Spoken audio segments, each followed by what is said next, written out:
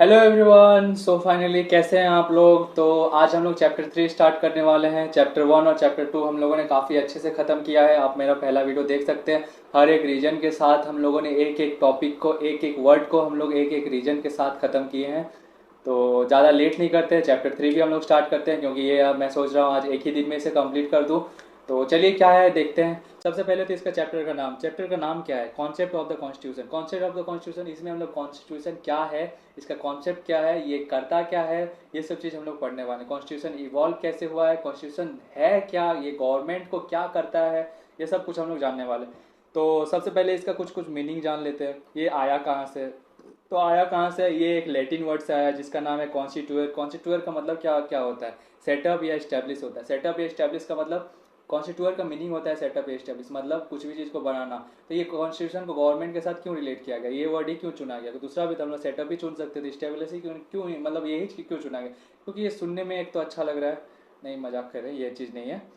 तो रीजन क्या है, कॉन्स्टिट्यूशन का सेटअप। गवर्नमेंट को क्या करते हैं, गवर्नमेंट गवर्नमेंट क्या होता है, गवर्नमेंट को कुछ भी चीज़ फंक्शन करने के लिए उसका जो गवर्नेंस अगर करना होगा, गवर्नेंस करना होगा तो उसको एक स्ट्रक्चर चाहिए। स्ट्रक्चर चाहिए फंक्शन करने के लिए, एक स्ट्रक्चर चाहिए, वो कुछ प्रोसीजर चाहिए। प्रोसीजर को फॉलो करके वो अपना रूल्स रेगुलेशंस कुछ भी चीज़ पास करेगा, बिल पास करेगा।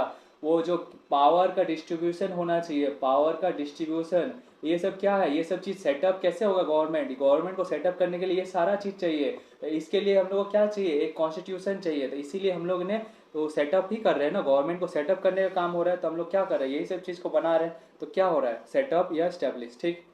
अब क्या बोल रहा है, अभी मॉडर्न टाइम में इसे क्या बोला जाता है, प्रेजेंट टाइम में, in modern usage this term refers to a framework of principles. अभी एक एक टाइप का ये है, हम लोग अभी कैसा इसे देख पाते हैं कॉन्स्टिट्यूशन को। एक क्या है, एक आप मान लीजिए कि एक चार्ट पेपर है, उसमें वो लिखा है कि आपको ये रूल अपनाना ही है। अगर आपको कुछ भी करना है तो आपको ये रूल अपनाना ही है, ये रूल अपनाना ही है, ये रूल अपनाना ही है। अगर आपको 5 साल बाद इलेक्शन में जीतना है, मान लीजिए आप जीत लिए इलेक्शन में, तो आप ऐसे डायरेक्ट नहीं हो सकते, आपको ओथ लेना ही पड़ेगा, प्रेसिडेंट ओथ दिलाएगा। ये सब चीज़ है। इसके साथ साथ और क्या क्या चीज़ है, किसका क्या रिस्पॉन्सिबिलिटी है, सब कुछ रहेगा उसमें। वोटिंग कैसे होगा, 50% मेजोरिटी से ज़्यादा होना पड़ेगा, तब जाके आप कोई बिल पास करते हैं।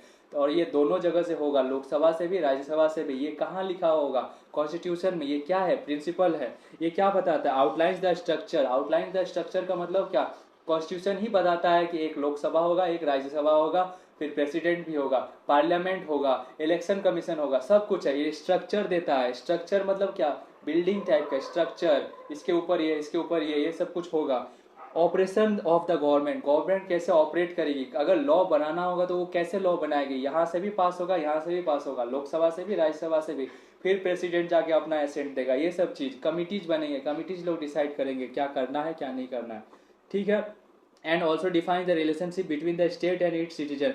और ये भी डिसाइड करता है कि स्टेट और उसके सिटीजन में कैसा रिलेशन होगा। स्टेट सिटीजन के लिए क्या करेगा, स्टेट सिटीजन का जो राइट्स है, फंडामेंटल राइट्स, उसको प्रोटेक्ट करेगा। जैसे right to freedom, right to untouchability, ये सारे काफ़ी सारे राइट्स है, उसको वो सिटीजन प्रोटेक्ट करेगा। सिटीजन उस सब के लिए, स्टेट इस सब चीज़ के लिए कानून बना के रखेगा। अगर इसका कोई हार्म करने का कोशिश करेगा तो उसे कहाँ डाला जाएगा, एंटी सोशल जगह, जहाँ कहाँ जेल में डाला जाएगा। एंड इस सिटीजन का भी कर्तव्य है, कुछ ड्यूटी जो सिटीजन का है, क्या क्या, जैसे कि फंडामेंटल ड्यूटीज क्या क्या, हमारे जो फ्रीडम फाइटर्स है उसे रेस्पेक्ट करना, नेशनल फ्लैग है उसे रेस्पेक्ट करना, हारमोनी बनाए रखना। ऐसे करके काफ़ी सारे चीज़ें हैं जो हम लोग का ड्यूटी है। और स्टेट का भी कुछ ड्यूटी है। ये क्या बता रहा है, एक दूसरे को कनेक्ट करने का कोशिश कर रहा है। ये सब चीज़ किस में लिखा रहता है, कॉन्स्टिट्यूशन में। ठीक है। अब आगे देखते हैं कॉन्स्टिट्यूशन के बारे में, कॉन्स्टिट्यूशन को कैसे कैसे डिस्क्राइब किया जाता है। Constitution is often described as the basic law. Basic law of land का मतलब, आप कुछ भी कानून बनाओ, ये बेस है। बेस है मतलब जो कॉन्स्टिट्यूशन है, एक कंट्री का कॉन्स्टिट्यूशन है, वो एक बेस है। कुछ भी कानून बनाओ ये रहना ही चाहिए, इसके बाद कुछ ऐड कर दो, उसके बाद तुम अपना कानून बनाओ, चलेगा। इसको बिना लिए आप कानून नहीं बना सकते, ये एक बेस है। ठीक। फिर उसके बाद, ये इंडिया में नहीं है, ये जर्मनी में है। इंडिया में क्या है देखते हैं। इंडिया में है the supreme legal framework of the state. ऐसा लॉ जो सबसे ऊपर हो, जैसे कि हमारा कॉन्स्टिट्यूशन, इंडियन कॉन्स्टिट्यूशन। कॉन्स्टिट्यूशन सबसे ऊपर, इसके नीचे सारा कॉन्स्टिट्यूशन आएगा। डीजीसीए, डीजीसीए एरोप्लेन वाला, एयरक्राफ्ट वाला, ये क्या है, एयरक्राफ्ट फ्लाइट वाला, ये क्या है, ये भी एक, इसका भी एक कॉन्स्टिट्यूशन होता है, इसका अलग रूल्स होता है, अलग टाइप का इन लोग का बहुत हार्ड रूल होता है। लेकिन ये ऐसा कुछ भी रूल नहीं होगा जो इसके अगेंस्ट हो। अगर इसके अगेंस्ट हुआ तो इसका वो वाला रूल, वो स्पेसिफिक रूल जो उसके अगेंस्ट जा रहा है उसको हटा दिया जाएगा।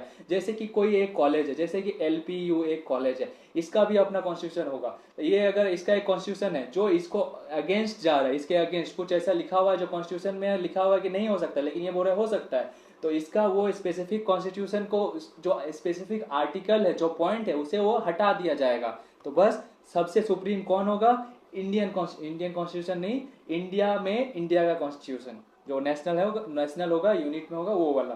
ठीक। फंडामेंटल रूल्स ऑफ गवर्नेंस ऐसा भी डिस्क्राइब किया जाता है। फंडामेंटल रूल्स ऑफ गवर्नेंस क्या है, गवर्नेंस करने के लिए आपको रूल ऑफ लॉ होना ही पड़ेगा। रूल ऑफ लॉ मतलब कुछ कुछ चीज जो है काफी ज्यादा फंडामेंटल है, इंपॉर्टेंट है, कॉन्स्टिट्यूशन में ये सब चीज होना ही चाहिए। जैसे कि रूल ऑफ लॉ, कोई भी देश, कोई भी आदमी, कोई भी पॉलिटिकल पार्टी अपना मोनार्की वाला सिस्टम नहीं लगा सकता, डिक्टेटरशिप नहीं कर सकता। उसका वो जो होगा कॉन्स्टिट्यूशन के हिसाब से चलेगा, वो चीज है, ये कॉन्स्टिट्यूशन में होना ही चाहिए। ये हो गया रूल ऑफ लॉ, एक होना ही चाहिए। Separation of power, separation of power ये होना ही चाहिए। डेमोक्रेसी ये होना ही चाहिए। ये सब चीज क्या है, ये सब चीज क्या है, कॉन्स्टिट्यूशन का पार्ट है, कॉन्स्टिट्यूशन में ऐसा चीज होना ही चाहिए। ठीक है। फिर क्या है, instrument that saves the polity. Instrument, instrument का मतलब क्या है, औजार, टूल। ये एक टूल है, किसका टूल है, गवर्नेंस का टूल है, गवर्नमेंट का टूल है। गवर्नमेंट क्या करेगी, गवर्नेंस करेगी। कैसे, मान लीजिए कि ये एक हथौड़ा है, हथौड़े से ये क्या कर रही है, वार कर रही है, तो ये एक क्या है, ये एक टूल है जिससे कि वो क्या करेगी, अपना काम, अपना प्रोसीजर को अपना चलाएगी। कैसे, अगर किसी को बिल पास कराना होगा तो कैसे पास होगा, कोई भी ये में मतलब देश में बिल पास कराना होगा तो कैसे होगा, वो एक टूल है, इंस्ट्रूमेंट। कौन, कॉन्स्टिट्यूशन, उसी प्रोसीजर को लेके पास किया जाएगा। ठीक है। Ground norms core of a country, ये एक ग्राउंड नॉर्म है। ग्राउंड नॉर्म मतलब एक रूट है, रूट। कुछ भी चीज करो आपको ये प्रोसीजर फॉलो करना ही पड़ेगा। कुछ कुछ चीज जो इसमें मेंशन है वो आपको रखना ही पड़ेगा। उससे भी अगर डीप इंपॉर्टेंट का बात देखें तो बेसिक स्ट्रक्चर, बेसिक स्ट्रक्चर तो रूट का रूट है। आप कुछ भी चेंज कर सकते हैं लेकिन इसे तो चेंज कर ही नहीं सकते हैं। बाकी अगर कॉन्स्टिट्यूशन का कुछ चेंज करना होगा तो वो 368 से अमेंड करना होगा, तब आप चेंज कर सकते हैं। तो ये रूट है, आप इसे चेंज नहीं कर सकते। ठीक है, आगे बढ़ रहे हैं। अब कुछ स्कॉलर्स हैं, उन लोगों ने अपने अपने ये जताया है कि डेफिनेशन दिए हैं, वो अपने अपने बुक में डेफिनेशन दिए हैं, उसे यहाँ पे पॉइंट किया गया है। तो इसमें सारा डेफिनेशन आपको सेम ही लगेगा, सेम ही है। अब है तो एक ही चीज, सब अपने अपने पॉइंट ऑफ व्यू से बता रहे हैं। तो चलिए क्या क्या बता रहे हैं देखते हैं। तो सबसे पहले क्या है, गिलक्रिस्ट ने क्या कहा, गिलक्रिस्ट ने कहा कि constitution consist of that body. Constitution एक क्या है, एक बॉडी है जिसमें क्या है, रूल्स है, लॉज है। रूल्स लॉज क्या है, किस चीज का रूल्स लॉज है, ये ऑर्गेनाइजेशन कैसा होगा, ऑर्गेनाइजेशन ये बाइकैमरलिज्म होगा कि डायरकी होगा। बाइकैमरलिज्म डायरकी जानना है तो आप मेरा फर्स्ट वीडियो देख सकते हैं। बाइकैमरलिज्म का मतलब होता है लोकसभा और राज्यसभा अलग अलग होगा। और डायरकी के लिए आप फर्स्ट वीडियो देखिए, नहीं बताएंगे अभी, जाइए, नहीं तो आप फर्स्ट वीडियो देखेंगे नहीं। तो बाइकैमरलिज्म मतलब क्या, लोकसभा होगा, राज्यसभा होगा, फिर उसके ऊपर प्रेसिडेंट होगा, तो ये पार्लियामेंट होगा, लेजिस्लेचर होगा। ये सब चीज क्या है, किसमें लिखा रहता है, कॉन्स्टिट्यूशन में लिखा रहता है। ऑर्गेनाइजेशन ऑफ द गवर्नमेंट कैसा ऑर्गेनाइज होगा। डिस्ट्रीब्यूशन ऑफ पावर, कुछ पावर्स यूनियन के पास रहेगा, कुछ पावर सेंटर के पास रहेगा। सेंटर कितना, सेंटर इसको कितना दबा के रखेगा, स्टेट कितना ज्यादा ऑटोनॉमस होगा, ये सब चीज किसमें लिखा हुआ है, कॉन्स्टिट्यूशन में। अमोंग डिफरेंट ऑर्गेन्स, ये डिफरेंट ऑर्गेन्स के बीच में भी ये चीज कैसा होगा, जैसे कि इलेक्शन कमीशन, यूपीएससी, इनके बीच में पावर कैसा डिस्ट्रीब्यूशन होगा, वो सब चीज भी है। ये इलेक्शन कमीशन का पावर कब सबसे ज्यादा बढ़ जाएगा, कब इन लोग का पावर जो प्राइम मिनिस्टर लोग के पावर से भी ज्यादा बढ़ जाएगा, तो ये सब चीज किसमें लिखा हुआ है, उन लोगों को सॉवरेन पावर कब मिलता है, ये सब चीज किसमें लिखा है, कॉन्स्टिट्यूशन में लिखा हुआ है। ठीक है, अब आगे देखते हैं और क्या क्या है। And the principles, and the principles guiding the exercise of these powers, और कुछ कुछ ऐसे प्रिंसिपल्स जो क्या करेंगे, इस पावर्स को एक्सरसाइज करेंगे। पावर्स को एक्सरसाइज मतलब पावर्स को काम चलाने में मदद करेंगे। कुछ कुछ ऐसे ऐसे प्रिंसिपल्स है जो फॉलो करना ही पड़ेगा, जिसे आप अमेंड भी नहीं कर सकते। कुछ कुछ ऐसे प्रोसीजर है जो मतलब वोटिंग है, मान लीजिए मेजोरिटी 50%, तो वो 50% पास करके ही आप कर सकते हैं। प्लस इसके साथ साथ कुछ गाइडलाइंस है, कुछ गाइडलाइंस का मतलब कुछ कुछ लिमिटेशंस है, उसे फॉलो करना ही पड़ेगा। फॉलो करने का मतलब वो उसके ऊपर आप नहीं जा सकते, उसके ऊपर जाएंगे तो आपको वहां से हटा दिया जाएगा, ऐसा चीज है। ठीक है, ये किस में लिखा है? कॉन्स्टिट्यूशन में लिखा है। फिर आगे क्या है? गेटल साहब ने क्या कहा? गेटल साहब ने कहा the fundamental principle that decides the form of state are called its constitution. Constitution में वैसे फंडामेंटल प्रिंसिपल्स जो मतलब बताए गए हैं कि वो कॉन्स्टिट्यूशन बेसिकली होता क्या है, एक ये बताता है कि ये फेडरलिज्म है कि यूनिटरी है, फिर रिलीजियस है या फिर सेकुलरिज्म है, फिर ये फ्रीडम ऑफ राइट्स है कि नहीं, राइट का फ्रीडम फंडामेंटल राइट्स है या फिर नहीं है, ये सब चीज किसमें रहता है? कॉन्स्टिट्यूशन में। तो ये कॉन्स्टिट्यूशन का जो फंडामेंटल प्रिंसिपल्स है वही बताता है कि वो स्टेट, वो कंट्री किस टाइप का है, किस टाइप का है, मतलब डिक्टेटरशिप है या डेमोक्रेटिक है। ये सब चीज किससे पता चलता है? हम लोग को कॉन्स्टिट्यूशन से पता चलता है। कॉन्स्टिट्यूशन के जो फंडामेंटल प्रिंसिपल्स है ये वही चीज है, ये सब चीज ही डिसाइड करते हैं कि वो कॉन्स्टिट्यूशन कैसा है। These principles include the method of state organization। इसमें ये भी इंक्लूड रहता है, क्या इंक्लूड, कि स्ट्रक्चर कैसा होगा, लोकसभा राज्यसभा क्या होगा, ये पार्लियामेंट होगा, ये सब चीज क्या है। देखो मैंने कहा था ना पहले वाले से मैच करेगा, तो ये भी बताते हैं कि ऐसा ऑर्गेनाइजेशन होगा। The division of sovereign power, sovereign powers across the organs of government, और गवर्नमेंट के काफी सारे डिपार्टमेंट्स है, उसमें कैसा कैसा पावर होगा, किसके पास पावर, कौन सा पावर होगा, वो सब चीज भी बताया जाता है। जैसे इलेक्शन कमीशन के पास क्या पावर है, यूपीएससी के पास क्या पावर है, यूपीएससी के पास क्या है, वो अपना वो ऑटोनॉमी है उसके पास भी, वो किसी को भी नहीं मेरिट लिस्ट पे जाके किसी को भी वो आईएएस ऑफिसर बना सकता है अगर वो उसका नाम आए। इस पे कोई कंट्रोल नहीं होगा। पार्लियामेंट का अगर चाहेगा तो कंट्रोल होगा, लेकिन वैसे डायरेक्ट कंट्रोल नहीं कर पाएगा। ठीक है, फिर क्या है? The scope and method of performing government function, government functions को के लिए मेथड दिए गए हैं। वो जो मैंने कहा वोटिंग, मेजोरिटी, उसके बाद लोकसभा राज्यसभा दोनों से पास होगा, ये सब चीज। फिर ये प्रेसिडेंट वीटो पावर ना लगा दे, ये सब चीज किसमें लिखा है? गवर्नमेंट फंक्शन कैसे होगा ये किसमें लिखा है? कॉन्स्टिट्यूशन में लिखा हुआ है। And the relationship between the state and it's people, और ये भी बताया जाएगा कॉन्स्टिट्यूशन में कि जो स्टेट का और उसके सिटीजन्स का उसमें क्या रिलेशनशिप है, फंडामेंटल राइट्स का प्रोटेक्शन कर रहा है कि नहीं स्टेट, और हम लोग फंडामेंटल ड्यूटीज को फॉलो कर रहे हैं कि नहीं, ये बाइडिंग है कि नॉन बाइडिंग है, ये सब सारा चीज किसमें रहेगा? कॉन्स्टिट्यूशन में रहेगा। ये कौन कह रहे हैं? गेटल साहब कह रहे हैं।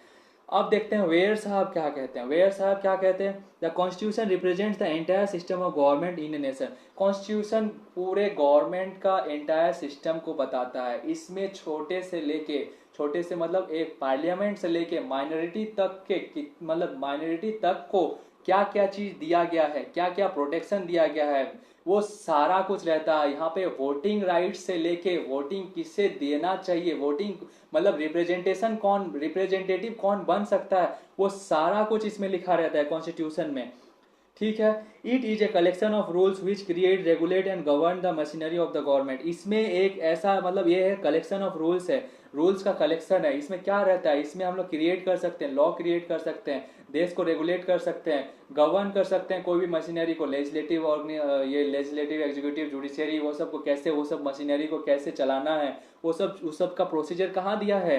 कॉन्स्टिट्यूशन में दिया हुआ है। ये कौन कह रहे हैं? वेयर साहब। तो अगर आप थोड़ा सा नोटिस करेंगे या फिर आपको अगर थोड़ा सा कंफ्यूजन हो ही रहा होगा कि ये तीनों में डिफरेंस क्या है, कोई डिफरेंस नहीं है। आप कोई भी आएगा आप एक लिख सकते हैं, कोई भी दिक्कत नहीं है। Wade and Phillips, Wade and Phillips ने क्या कहा? A constitution is a document with special legal sanctity. ये क्या आप कह दिया? ये कह रहे हैं कि कॉन्स्टिट्यूशन जो है एक डॉक्यूमेंट है जिसमें कि जो पावर है उसको लिमिट कर दिया गया है, स्पेशल लीगल सैंक्टिटी सैंक्टिटी मतलब लिमिट किया गया। ये थोड़ा सा अलग है उन लोग से। ये कह रहा है कि थोड़ा सा लिमिट कर दिया गया, नहीं तो वो उन लोग क्या है, पावर मिलेगा तो कुछ भी कर सकता है, लेकिन नहीं, एक तरीके बाद लिमिट कर दिया, अगर आप ज्यादा करेंगे आपको वहां से हटा दिया जाएगा, बस वही है। It lays out the framework and major roles of government organs. ये क्या बताता है कॉन्स्टिट्यूशन? ये वेड एंड फिलिप्स साहब कह रहे हैं ये major roles of government organs, और गवर्नमेंट ऑर्गन्स के जो मेजर रोल्स है वो सब चीज के बारे में बात करता है constitution. And establishes the principle directing their operation, और प्रिंसिपल्स भी बनाता है। प्रिंसिपल्स भी किसमें है? कॉन्स्टिट्यूशन में। प्रिंसिपल्स गाइडलाइंस सब में ही पढ़ रहे हैं। रूल्स जो है वो फॉलो करना ही है। जैसे कि फंडामेंटल राइट्स ये वायलेट नहीं किया जा सकता तो नहीं किया जा सकता। सिटीजनशिप के कुछ कुछ नियम हैं वो फॉलो करने हैं तो करने हैं। ये किस में लिखा हुआ है? कॉन्स्टिट्यूशन में लिखा हुआ है। ठीक, कुछ भी चीज अमेंड करना है तो आपको 368 से ही अमेंड कर सकते हैं। ठीक, ये सब चीज किस में लिखा है? कॉन्स्टिट्यूशन में है। तो इस हिसाब से चलना होगा। अब देखते हैं फंक्शन ऑफ कॉन्स्टिट्यूशन। फंक्शन मतलब कॉन्स्टिट्यूशन क्या क्या फंक्शन करती है, क्या क्या चीज इसमें होना चाहिए, चलिए देखते हैं। तो ये क्या है, इलियट बर्नर साहब ने कुछ कुछ फंक्शन दिए हैं। तो क्या क्या फंक्शन है, डिफाइंस द बाउंड्रीज। बाउंड्रीज मतलब एक लिमिट, एक क्या है, एक पीएम कितना दूर तक उसका पावर है, वो उसके बाद अगर उससे ज़्यादा करेगा तो उसका पावर छीन लिया जाएगा। उनका इम्पीचमेंट प्रोसेस, फिर किसी भी एमपी का ऐसे इम्पीचमेंट प्रोसेस, किसी का पावर कहाँ तक जा रहा है, कोई भी मान लीजिए यूनियन का पावर कितना कितना, यूनियन लिस्ट में कौन कौन सा पावर आता है, बाउंड्रीज है बाउंड्रीज। आप इससे ज़्यादा अगर करेंगे तो आपको निकाल दिया जाएगा। कोई अगर गवर्नमेंट होगा अगर इससे ज़्यादा करेगी तो उसे क्या कर दिया जाएगा, हटा दिया जाएगा। ये सब चीज़ क्या है, ये सब बाउंड्रीज डिसाइड करता है। बाउंड्रीज हम लोग डिसाइड करते हैं, हम लोग के पास हक है, हम लोग इलेक्ट करेंगे। नहीं कर अच्छे से काम करेगा 5 साल बाद हटा भी देंगे। कोई अगर गलत काम करेगा उसे जेल में भी डाला जाएगा, चाहे कोई भी हो सिवाय प्रेसिडेंट। वो भी अगर कुछ गलत वाला मामला होगा, मर्डर वाला, तो उसी टाइम चले जाएंगे बस, नहीं तो सिविल मामले में कुछ टाइम दिया जाता है। तो बाउंड्रीज डिसाइड हो गया, एक लिमिटेड टाइम, लिमिट कर दिया जाता है, ठीक है। स्टेब्लिशेस अथॉरिटी, अथॉरिटी स्टेब्लिश करता है। कोई भी आदमी ऐसे ही एरा गेरा कुछ भी काम नहीं कर सकता है, अथॉरिटी मिलना चाहिए। और कोई भी ऐसे ही रेस्पेक्ट नहीं देगा किसी को भी, उसके पास अथॉरिटी होगा तभी उसको रेस्पेक्ट मिलेगा। अथॉरिटी कैसे मिलता है, मान लीजिए आईएएस ऑफिसर, उसको अथॉरिटी कैसे मिलेगा, जब वो एग्जाम निकालेगा, एग्जाम निकलने के बाद एग्जाम पूरा इंटरव्यू देगा, उसके बाद उसको वो अथॉरिटी मिलता है। एक पीएम, उसको अथॉरिटी कब मिला, जब वो इलेक्शन में जीता, फिर उसे पीएम का ओथ लिया, लेने के बाद मिलता है। आईएएस ऑफिसर को भी ओथ लेने के बाद वो वाला अथॉरिटी मिलता है। अथॉरिटी मतलब वो पावर, नहीं तो उसको कोई वैल्यू नहीं देगा। वो लेजिटिमेट बनाता है, लोग उसे मानेंगे, वो लीगल हो जाएगा, ठीक है। अथॉरिटी हो गया। Express national identity, national identity क्या है, इंडिया एक बहुत बड़ा डाइवर्स कल्चर है, बहुत बहुत बहुत बड़ा। मतलब गुजरात में मान लीजिए कि एक आदमी रहता है, वो गुजरात का अपना कल्चर होगा, अपना लैंग्वेज होगा, सब कुछ। मद्रास में एक और आदमी रहता है, उसका अपना कल्चर होगा, उसका अपना लैंग्वेज होगा, सब कुछ अलग, दोनों में अलग, कुछ भी डिफरेंट, कुछ भी सेम सेम नहीं है। लेकिन क्या चीज है जो हम लोग को बांध के रखा है, कॉन्स्टिट्यूशन। कॉन्स्टिट्यूशन हम दोनों को सेम राइट्स देगा। राइट टू फ्रीडम जो होगा वो हमको भी मिलेगा, उसको भी मिलेगा। Right to freedom for religious, ये भी किसको मिलेगा, हमको भी मिलेगा, उसको भी मिलेगा। जो माइनॉरिटी का राइट्स है इसको भी मिलेगा, उसको भी मिलेगा, अगर वो माइनॉरिटी में आता है। तो ये सब चीज क्या है, ये है नेशनल आइडेंटिटी। नेशनल आइडेंटिटी क्या देता है, कौन दे रहा है, ये कॉन्स्टिट्यूशन दे रहा है, ठीक है। आगे देखते हैं। Clarity, clarifies rights and duties, rights और ड्यूटीज को क्लैरिफाई करता है। हम लोग को कैसा कैसा फंडामेंटल राइट्स मिला है, ऐसा तो नहीं कि कुछ हम लोग एक्स्ट्रा चीज कर दिए जो पब्लिक को हार्म कर रही है और हम लोग सोच रहे हैं हम लोग को ये राइट मिला है। नहीं, कुछ कुछ जो राइट है वो क्लैरिफाइड है, वही सब चीज हम लोग कर सकते, उससे ज्यादा नहीं कर सकते। ड्यूटीज, हम लोग का क्या क्या ड्यूटीज है, आर्टिकल 51A में क्या क्या है, ये सब क्या है, ये सब ड्यूटीज डिफाइंड है, क्लैरिफाइड किया हुआ है। ये किस में क्लैरिफाइड है, कॉन्स्टिट्यूशन में क्लैरिफाई होना चाहिए। ये सब चीज बोल रहा है, ये फंक्शन है। It specifies the fundamental rights, क्या क्या फंडामेंटल राइट्स होना चाहिए, क्या क्या फंडामेंटल राइट्स है कॉन्स्टिट्यूशन में, वो सब चीज के बारे में बताता है। Of the citizen prescribe there core duties, क्या क्या ड्यूटीज है हम लोग का स्टेट्स के प्रति, वो सब चीज भी बताता है, ठीक है। Create political institutions, political institutions का मतलब जुडिशियरी रहेगा, एग्जीक्यूटिव रहेगा, लेजिस्लेटिव रहेगा, पार्लियामेंट पूरा रहेगा, फिर नीचे जो ये है बॉडीज है वो सब कुछ रहेंगे। फिर उसके बाद और क्या है, अलग अलग ऑर्गेनाइजेशन जैसे कि इलेक्शन कमीशन, यूपीएससी, और काफी सारे हैं, मैं तो बस यही दोनों का नाम ले रहा हूँ, काफी सारे हैं। तो ये सब क्या है, ये इंस्टीट्यूशन है। इंस्टीट्यूशन मतलब एक टाइप से आप बिल्डिंग सोच लीजिए कि ये सब क्या है, ये सब चीज किसमें बताया गया है। ये जो हम लोग ऐसे बना के बैठे हैं, लोकसभा राज्यसभा, ये सब कहाँ से बना के बैठे हैं, ये सब बना के बैठे हैं हम लोग कॉन्स्टिट्यूशन के हिसाब से। कॉन्स्टिट्यूशन में ऐसा लिखा हुआ है कि ऐसा होगा, एक कॉन्स्टिट्यूशन, एक लोकसभा होगा, एक राज्यसभा होगा, दोनों से पास होगा तब जाके बिल बनेगा। ये सब चीज हम लोग का कॉन्स्टिट्यूशन में लिखा हुआ है, इसी को हम लोग इंस्टीट्यूशन कहते हैं। It lays out the structure and rules of the running political institution, ठीक है, such as legislative, executive, judiciary, ये सब चीज बॉडीज हैं, इंस्टीट्यूशन से ये होने चाहिए। डिस्ट्रीब्यूट्स पावर, पावर को डिस्ट्रीब्यूट करता है, कैसे, बहुत सारे तरीके से। यूनियन को कुछ पावर दिया जाएगा, स्टेट को कुछ पावर दिया जाएगा, कुछ पावर्स कॉन्करेंट रहेंगे, कुछ पावर प्रेसिडेंट को दिए जाएंगे। फॉरगिवनेस का पावर सिर्फ प्रेसिडेंट के पास है, चाहेगा तो सिर्फ प्रेसिडेंट ही फॉरगिव कर सकता है। ये सब चीज क्या है, डिस्ट्रीब्यूट द पावर। ये किस में लिखा रहेगा, ये कॉन्स्टिट्यूशन में लिखा रहेगा। वो फेडरल कितना फेडरल है वो सब चीज में किस में लिखा रहेगा, कॉन्स्टिट्यूशन में रहेगा। क्वासी फेडरल है हम लोग, हम लोग क्वासी फेडरल क्यों बोला जाता है हम लोग को, कि बेसिकली जो स्टेट्स है उसको फेडरल तो बोल सकते हैं, फेडरल मतलब ऑटोनॉमी तो है, लेकिन एक टाइम के बाद ऑटोनॉमी खत्म हो जाता है। कब? जब हम लोग के ऊपर इमरजेंसी लगता है तो हम लोग का ऑटोनॉमी खत्म हो जाता है, तब वो क्या काम करता है, यूनिटरी, सेंट्रल का ही रूल काम करता है, तो उस टाइम पे ये यूनिटरी हो जाता है। तो इसीलिए हम लोग इसे क्वासी फेडरल कहते हैं। क्वासी फेडरल मतलब सूडो फेडरल, मतलब झूठा फेडरल। ठीक है। मैनेजेस रीजन स्टेट रिलेशन, ये भी मैनेज करता है। कॉन्स्टिट्यूशन में ये भी फंक्शन होना चाहिए कि स्टेट जो है उसका कोई ऑफिशियल रिलीजियस है क्या, और अगर है तो वो कौन सा है, या फिर अगर नहीं है तो वो सेकुलर है तो वो कैसे दोनों को मेंटेन करके रखा है। सेकुलर मतलब धर्म, सेकुलर नहीं मतलब धर्म के साथ सेकुलरिटी को कैसे मेंटेन किया है, वो सब चीज भी दिखाता है। कि ये किस में दिखाता है, कॉन्स्टिट्यूशन में है। स्टेट क्या करेगा, क्या चीज प्रमोट करेगा, स्टेट के क्या पास क्या पावर है, क्या कॉन्स्टिट्यूशन में ऐसा लिखा हुआ है कि आप किसी एक धर्म को आप अपना आप प्रमोट करेंगे, कैसा क्या ऐसा है? इंडिया में तो नहीं है। इंडिया में सेकुलरिज्म को फॉलो किया जाता है, तो ऐसा नहीं किया जा सकता। अगर कोई हेरिटेज भी बनाना होगा तो भी वो ऐसे डायरेक्ट नहीं, हेरिटेज ही बना सकता है, सॉरी, कोई मंदिर नहीं बना सकता है। ठीक है। Set social and development goals, ये क्या बोल रहा है, ये डीपीएसबी का बात कर रहा है। मतलब कुछ भी वेलफेयर वाले एक्टिविटीज वाले जो हैं वो कौन, वो कॉन्स्टिट्यूशन असेंबली कॉन्स्टिट्यूशन में लिखा हुआ है कि आपको क्या क्या करना चाहिए। आर्टिकल 36 से 51 तक इसमें सारा कुछ लिखा हुआ है कि आपको क्या क्या चीज करना चाहिए। इकोनॉमिक डेवलपमेंट, सोशल जस्टिस की हम लोग मतलब एम्पावर कैसे करें, गरीब लोगों को बढ़ाएं कैसे, हम इक्वलिटी को सेम कैसे करें, अनइक्वलिटी को कम कैसे करें, ये सब चीज किसमें है, ये सब चीज डीपीएसपी में है। ये क्या है, ये कॉन्स्टिट्यूशन का फंक्शन है। हाँ। अब देख लेते हैं qualities of good constitution. Quality of good constitution क्या है, क्या क्या कॉन्स्टिट्यूशन में होना चाहिए, गुड क्वालिटीज होना चाहिए। गुड कॉन्स्टिट्यूशन में क्या क्या क्वालिटीज होना चाहिए? सबसे पहले तो बोल रहा है ब्रेविटी। ब्रेविटी का मतलब ब्रीफ। ब्रीफ का मतलब क्या होता है? कंसाइज। कंसाइज का मतलब क्या होता है? कंसाइज का मतलब छोटा। प्रीसाइज मतलब ज़्यादा बड़ा बड़ा लंबा चौड़ा नहीं होना चाहिए। तो लंबा चौड़ा नहीं होना चाहिए तो क्या लिखा हुआ है, एक constitution should be short and precise. ये छोटा होना चाहिए, प्रिसाइज होना चाहिए, अवॉइडिंग अननेसेसरी और रिडंडेंट क्लॉज, वो जो फालतू का अननेसेसरी क्लॉज रिडंड नहीं देना चाहिए।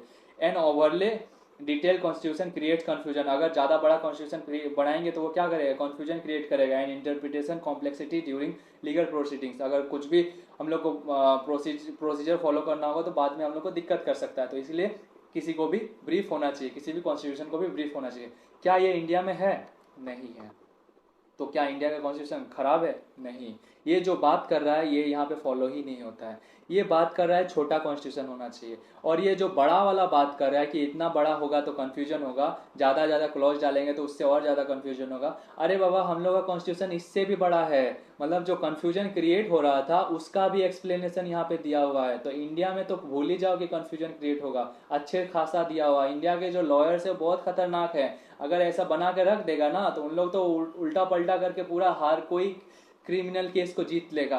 तो इसलिए क्या करके रखा है, इतना ज्यादा, मतलब इतना ज्यादा डिटेल कर दिया है कि ये वाला फिट ही नहीं बैठ रहा है। ये जो वर्ड बोल रहा है, इसका जो ये थिंकिंग है ये फिट नहीं बैठ रहा है।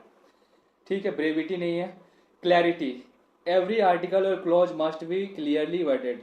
जो कोई भी जो आर्टिकल होगा, कोई भी क्लॉज होगा, वो क्लियरली वर्डेड होगा। क्लियरली वर्डेड मतलब एकदम साफ सुथरा वर्ड, मतलब कोई भी हार्ड वर्ड नहीं होगा। विदाउट कॉन्विक्टेड लैंग्वेज, कुछ भी कॉम्प्लेक्स लैंग्वेज नहीं होगा। एम्बिग्विटी, एम्बिग्विटी का मतलब अनक्लियर, अनक्लियर नहीं होगा। अनक्लियर अगर हुआ तो ये सब होने से क्या होगा, reduces people ability to understand their rights and can complicate judicial interpretation. ये सब होगा, अगर अनक्लियर होगा तो क्या होगा, अनक्लियर होगा तो क्या होगा, जुडिशियल इंटरप्रिटेशन होने लगेगा। मतलब एक जज ये बना दिया, एक जज ये बना दिया, अलग अलग चीज बना देगा, अलग अलग सोच लेगा, तो क्या होगा, अनक्लियर हो जाएगा। क्या ये चीज इंडिया में है? अगर होता तो आप मेरे पास पढ़ने आते? नहीं आते। काफी ज्यादा हार्ड वर्ड है इंडिया में, लेकिन इसके समझाने के लिए टीचर्स भी हैं, कोई दिक्कत नहीं है। ठीक है। डेफिनाइटनेस मतलब क्या, एक फिक्स मीनिंग होना चाहिए। Each provision must have a definite and fixed meaning. कोई भी जो वर्ड होगा, प्रोविजन होगा, उसका एक फिक्स्ड मीनिंग होना चाहिए। अलग अलग सेम सेम वर्ड का दो को मीनिंग नहीं निकलना चाहिए। वेग वर्डिंग, वेग मतलब unclear wording gives room for excessive judicial description. काफी ज्यादा जुडिशियल डिस्क्रिप्शन होगा। अगर किसी भी चीज का डबल मीनिंग निकलेगा, डबल मतलब काफी सारा मीनिंग निकलेगा तो काफी ज्यादा उसमें कंफ्यूजन होगा। तो ये नहीं होना चाहिए। ये इंडिया में है तो हाँ है, डेफिनेट मीनिंग तो है। ठीक है। फिर और क्या है, कॉम्प्रिहेंसिवनेस। कॉम्प्रिहेंसिवनेस मतलब क्या, एकदम पूरा अच्छे से एक्सप्लेन्ड। ये क्या इंडिया में है? हाँ है। सारे क्लॉज में एकदम अच्छे से बताया गया है। एक good constitution must cover all the crucial area. जितने भी क्रूशियल एरियाज है, जैसे हम लोग इक्वेलिटी का बात करते हैं, लेकिन उसमें हम लोग और क्लॉज डाल के ये भी बताएं कि इक्वेलिटी है, लेकिन हम लोग वुमेन को, चाइल्ड को एम्पावर करेंगे। अपाहिज है, पीडब्ल्यू को एम्पावर करेंगे। ओबीसी है, एसटी एससी है, उन लोग को एम्पावर करेंगे। मतलब हर चीज के बारे में हम लोगों ने कॉम्प्रिहेंसिवली बताया है।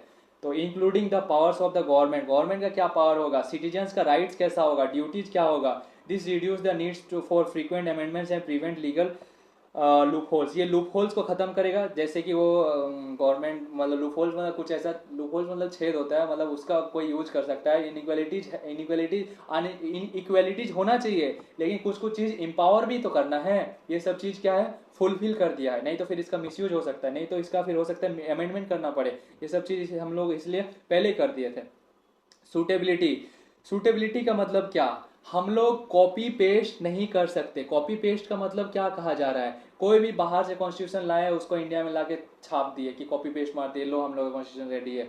नहीं, ऐसा नहीं, ऐसा तो भूल के भी हम इंडिया में नहीं कर सकते। इंडिया में इतना सारा कल्चर है, हजारों कल्चर है, हो ही नहीं सकता। मतलब एक टाइप से आप सोच लो, आप गए हो, आप एक टेलर के पास गए, टेलर से आप रेडीमेड कपड़ा नहीं ले रहे हैं, आप अपना जो साइज है पूरा नाप रहा है, उसके बाद आपको फिटिंग करा के दे रहा है। मतलब जैसा कल्चर है उस हिसाब से हम लोगों ने कॉन्स्टिट्यूशन बनाया है, एकदम फुल्ली फिटेड बनाया है। ये होने से क्या होगा, कोई भी प्रॉब्लम्स जो होगा वो हम लोग जो पहले ही जान के बनाए हैं, तो वो चीज क्या होगा, अच्छे से काम कर पाएगा। नहीं तो अगर कुछ बाहर का होगा, जैसे पहले था ब्रिटिश लॉ लगता था, फिर बाद में उसे हिंदू लॉ मुस्लिम लॉ किया गया। क्यों किया गया था, बहुत ज्यादा प्रॉब्लम हो रहा था। हिंदू लॉ में कुछ जो चीज था वो लीगल था, लेकिन ब्रिटिश लॉ के अकॉर्डिंग वो गलत हो जा रहा था, इसीलिए ये चीज हो रहा था। तो सूटेबिलिटी तो काफी ज्यादा इंपॉर्टेंट है। तो it should reflect the history, tradition, social culture, fabric, economy and political aspiration. ये सब कुछ इसमें होना चाहिए। हिस्ट्री भी होना चाहिए, ट्रेडिशन भी होना चाहिए, ट्रेडिशनल चीज भी हम लोग को फॉलो होना चाहिए। हिस्ट्री में जो जो चीज हुआ था, वोमेन एम्पावरमेंट किया गया, फिर काफ़ी सारा चीज़ किया गया, अनइक्वालिटी को कम किया गया, क्लासेस बेसिस पे अनइक्वालिटी जो था वो चीज़ को कम किया गया, कास्ट बेसिस पे वो भी था, वो भी कम किया गया, सब कुछ को कम किया गया। इकोनॉमी के लिए डीपीएसपी वाला चीज़ किया गया। आगे देखते हैं, ये क्या बोल रहा है, ए फॉरेन और ill suited model can lead to disconnect with the public. अगर कुछ फॉरेन वाला लेके आएंगे, इल सूटेड मतलब कुछ फालतू से लेके आएंगे, तो क्या होगा, पीपल से डिस्कनेक्ट कर देगा कॉन्स्टिट्यूशन को। ठीक है, थोड़ा स्पीड चाहते हैं अब। स्टेबिलिटी, स्टेबिलिटी क्या है, स्टेबिलिटी का मतलब ऐसा ऐसा कॉन्स्टिट्यूशन बनाओ जो कि स्टेबल हो, कुछ भी चीज आ जाए ये लॉन्ग लंबे टर्म तक टिका रहे। अमेंडमेंट को हार्ड कर दो। अमेंडमेंट इतना ईजी नहीं कि 1/4 लोग आए, 1/4 वोट मिला, अमेंड कर दी, नहीं ऐसा नहीं चलेगा। फुल्ली अमेंड करने के लिए 1/2 हम लोग रखा गया। मतलब ना तो काफी हार्ड है, ना तो ईजी है। चाइना ये में कितना है, अमेरिका में 3/4 थे, यहाँ पे तो काफी ज्यादा हार्ड है। लेकिन इंडिया में ऐसा नहीं है, इंडिया में थोड़ा फ्लेक्सिबल बनाया गया है ताकि कभी कभी काम दे।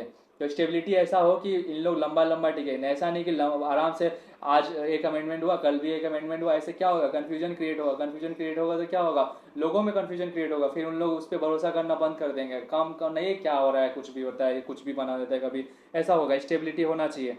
अब क्या है, स्टेबिलिटी होना चाहिए।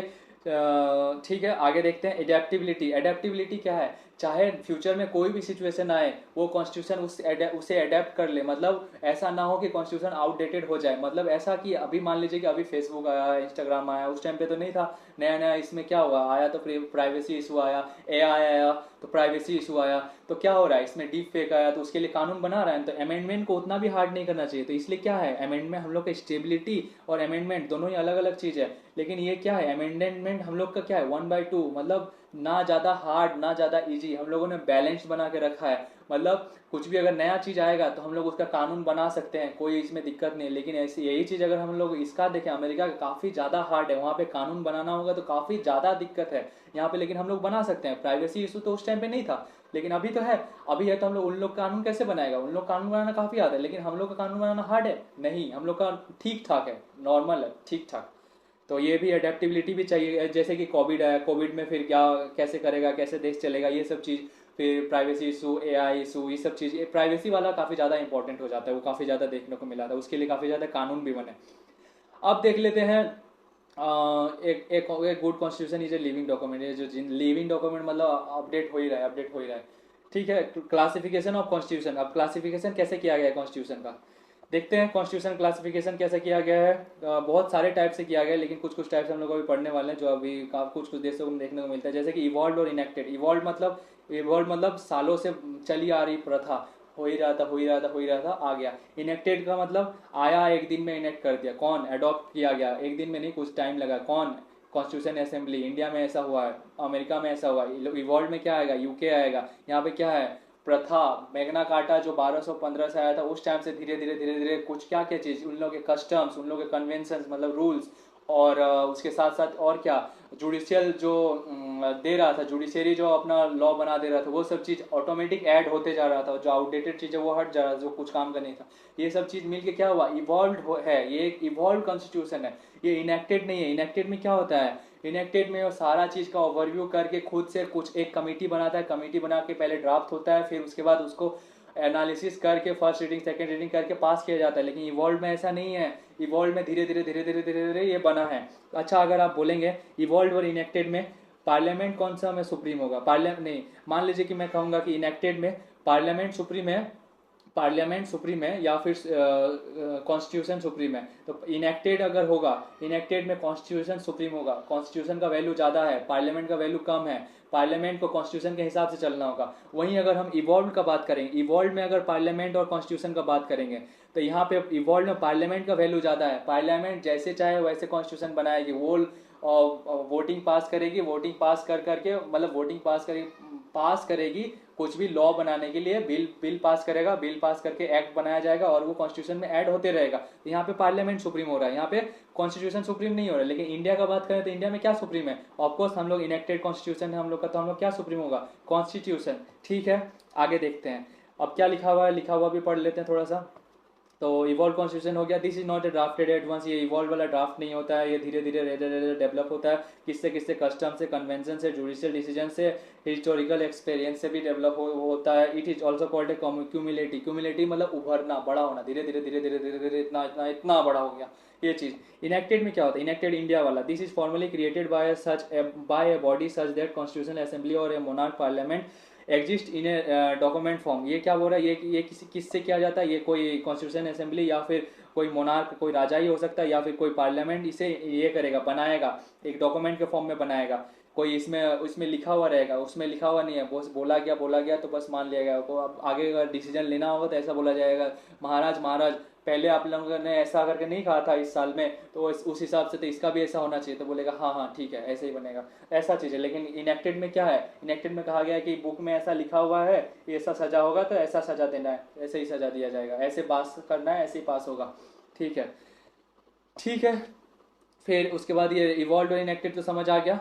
फिर ये कहाँ है, इंडियन कॉन्स्टिट्यूशन, अमेरिकन कॉन्स्टिट्यूशन, और वहाँ इवॉल्व में ब्रिटिश कॉन्स्टिट्यूशन हो गया। अब है रिटन अनरिटन, सेम जो मीनिंग है, जो दिख रहा है वही मीनिंग है। रिटन मतलब लिखा हुआ, अनरिटन मतलब बिना लिखा हुआ। रिटन अनरिटन कौन सा होगा, ब्रिटेन वाला होगा, ब्रिटेन वाला अनरिटन। ये क्या है, इवॉल्व है, धीरे धीरे धीरे धीरे धीरे कस्टम से, जो जुडिशियल डिसीजन से, वो सब से आया है। लेकिन रिटन में क्या है, हम लोगों ने लिखा है, ड्राफ्टिंग कमेटी बैठा है, उसको लिखा है, एकदम एक एक करके लिखा है, पूरा एकदम सब कुछ ओवरव्यू लेके लिखा है, कोडिफाई करके लिखा है। तो पढ़ लेते हैं क्या क्या है।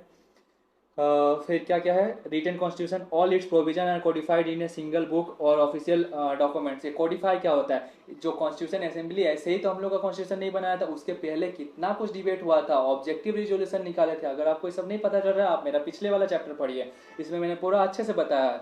वो सारा डिबेट्स को, सारा प्रोविजंस को, सारा ऑब्जेक्टिव रिजोल्यूशंस को ये अपना लीगल लैंग्वेज में अच्छा वर्ड बना के कोड किया गया है बुक में, अच्छे से। उतना जो बहस था उसको कोड किया गया है, कोड मतलब उसको मतलब इनपुट दिया गया है, इन किया गया है, मतलब रखा गया है, लिखा गया है, तो इसीलिए हम लोग उसको कोडिफाई बोलते हैं। कोडिफाई का मीनिंग समझ आया, तो यही है, सिंगल बुक में इसे ये कर दिया गया, ऑफिशियल डॉक्यूमेंट बनाया गया। It is deliberately prepared and adopted by body like constitution assembly. Deliberately मतलब जानबूझकर, इसे एक कॉन्स्टिट्यूशन असेंबली द्वारा जानबूझकर बनाया जाता है। पानी,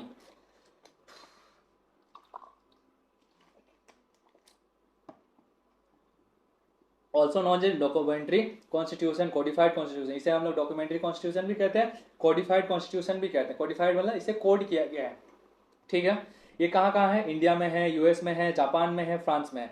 अनरिटन कॉन्स्टिट्यूशन क्या है, अनरिटन मतलब कौन सा, वही यूके वाला, धीरे धीरे उभर के आया है। Its provision are not collected in a single document, ये कोई भी सिंगल डॉक्यूमेंट में कलेक्ट करके नहीं रखा गया है। कुछ भी जरूरत पड़ता है, मालिक मालिक आपने ऐसा पिछली बार कहा था तो इस बार भी ऐसे ही होगा। It exist in the form of customs, ये कस्टम्स के फॉर्म में रहता है। कस्टम्स का फॉर्म मतलब क्या, कस्टम्स मतलब जो रीति रिवाज में ऐसा चला आ रहा था तो ये अभी भी चला आएगा।